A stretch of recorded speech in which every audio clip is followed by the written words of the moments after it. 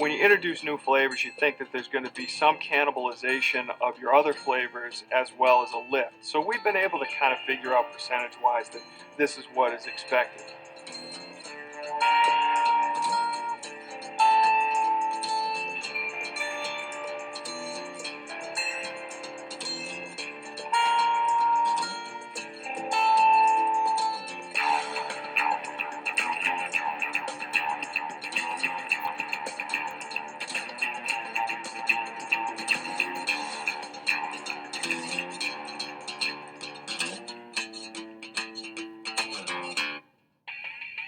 2003, I thought about making my grandmother's lemon sherbet, and it was a little 3x5 index card, and I literally took her recipe and started making it in my kitchen and bringing it to grocery outlets. I brought it to a company called Monroe Dairy. The owner was kind of funny. He said, "I'll feed it to my dog, and if the dog likes it, I'll buy it." And he fed it to the dog, and the dog just chowed the thing down. He said, "I'll take 500 pints." So I was in business. My name's Jim King. I'm the founder and CEO of Gaga's, and we make a product called Sure Better. Been in business for 8 years, and for the first 4 years, we had one product. It was the lemon, and it was a pint. Over the last 4 years or so, we've built a product line of 7 pint flavors and also 6 novelty bar flavors. When I came up with a full shelf of pints and developed a full shelf of bar flavors, what I was anticipating was that we would have it all blocked together. But in reality, what happens in the markets, in the grocery stores, is that the novelty bars that we have are maybe 3 or 4 or 5 doors away from the pint.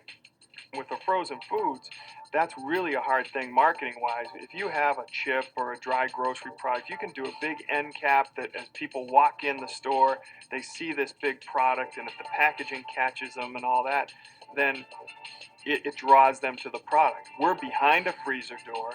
We've got 13 items, but they're separated 4 or 5 doors away from each other. So marketing-wise, it's a real challenge to try to get people to pay attention to your product. One of the things, when I looked at the profile of our product, we had lemon, we had a raspberry, we had a rainbow, we had an orange, and we had a chocolate. I was looking for, okay, what do we need to add in terms of flavors? And we really didn't have any tropical flavors. What I developed was a toasted coconut product, and I did blind sampling. We had people come and try all different products. I had 9 products, ours included, and I had them rank them 1 through 9. And we were 1 or 2 with every one of the people. When you introduce new flavors, you think that there's going to be some cannibalization of your other flavors as well as a lift. So we've been able to kind of figure out percentage-wise that this is what is expected. So the lemon sales might go away because people are trying the coconut now. We have a history of how much a product sells, and we can kind of track and see that because you want to have the line expansion. You want to add the products.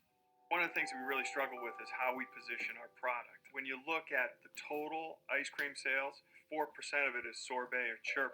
We've really kind of come to the conclusion that we can't really compete with necessarily the Hoods of the world, the Turkey Hills of the world, the Breyers of the world. So we've gone after the higher quality, people who are really more concerned about what they put in their bodies. We're trying to position our product as Gaga's Sure Better.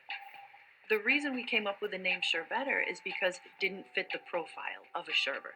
It actually falls somewhere in between, an icy void between ice cream and sherbet. My husband said to the health department, what if I call it Sure Better because it's better than sherbet?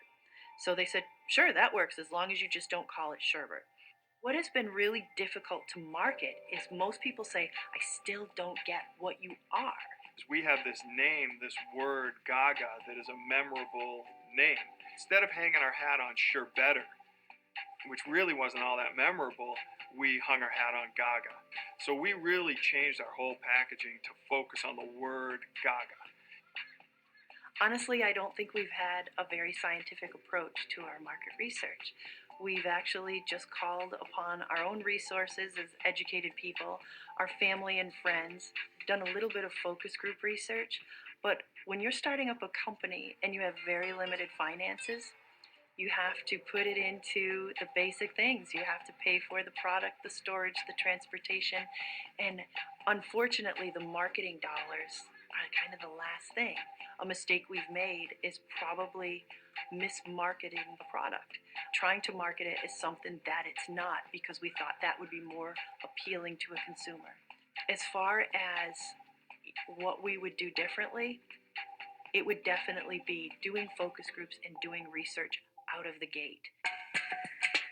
We have had a study done recently. We had a company take our sales, take our packaging, and really analyze it for us. And the biggest thing they came back with is being true to ourselves. And that's what has been a real revelation to us, because we were trying to be something that we were not. We were trying to fit into the ice cream category and compete with Ben and Jerry's and Chow Bella and Haagen-Dazs and everything else that's in that category. And the main way that we've marketed our product has been through samplings. And this is done at the store level or at events. As a family, we go to stores and we go to events and give it out for free. And that seems to be the biggest way that we have gotten our name out there and sold our product. When we do a demo in a store, our sales jump up astronomically, because not only are you selling it that day, but then you have the residual sales where they come back and buy it again. The way we track our customers and their feedback is basically just through Facebook and Twitter and emails and the letters that they send us. My husband is the one who answers, and he loves that he can answer as the president and CEO of the company and let them know that he cares that much. We're trying to do whatever we can do with a very limited budget. So that is free product, that's free marketing wherever. We can't do a big television campaign or a big radio campaign. Right now, we don't have that distribution throughout the major supermarkets to be able to take the person from hearing it on television or radio and finding it in the grocery store. Direct marketing and internet sales direct to the customer is really tough for us because we're an ice cream product. My grandmother Gaga was how the name of the product started. Well, there's this pop icon out there now who uses Lady Gaga. At the time when I started the business in 2003, she was 16 years old and was Stephanie Germanotta. But now the Gaga name is out there. When my husband started this company and named it, he trademarked it. Fortunately, we had it all on our packaging prior to her even becoming Lady Gaga.